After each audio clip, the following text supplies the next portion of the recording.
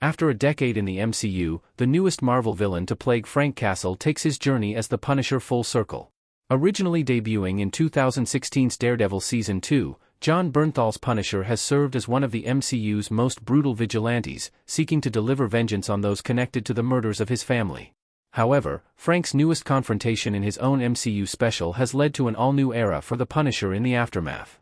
Connecting to iconic storylines from the comics, the new Punisher, One Last Kill special on Disney Plus sees Frank clashing with the Gnucci crime family, a criminal organization in New York that the Punisher completely wiped out on the page. Now, the same has occurred in the MCU, complete with the Gnucci crime family's sole surviving member wanting some major revenge, Ma Gnucci. As exciting as it is to see these connections to the original comics, it's also worth noting that Ma Gnucci's vendetta against Frank Castle goes much deeper than the events seen in One Last Kill alone. Here's how Ma Gnucci connects to the beginnings of the Punisher's MCU journey, nearly a decade later. How Ma Gnucci's revenge connects to the Punisher's full MCU legacy, including Netflix, Marvel Studios.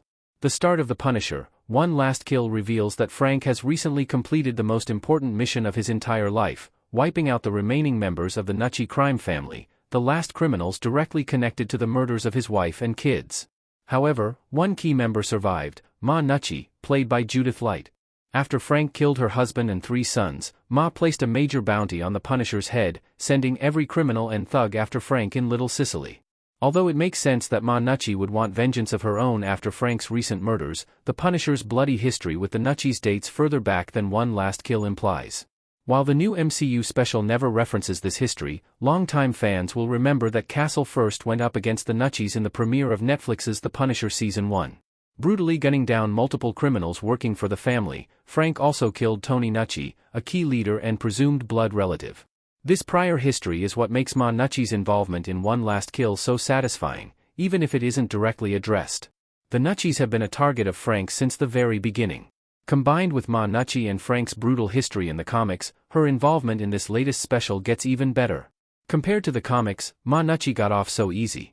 As wild and brutal as Ma Gnucci's revenge scheme becomes in One Last Kill, with countless criminals coming after Frank, the MCU version is very different compared to what happens to Ma in the original comics.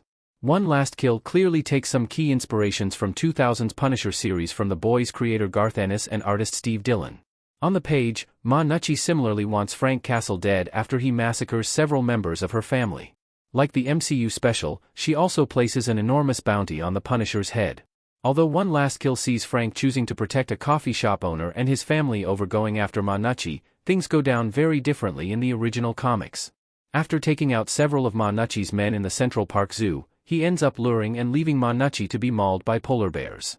Despite losing all of her limbs, Ma Gnucci ends up surviving to continue her vendetta on Frank, only for the Punisher to burn her house down with Ma still inside.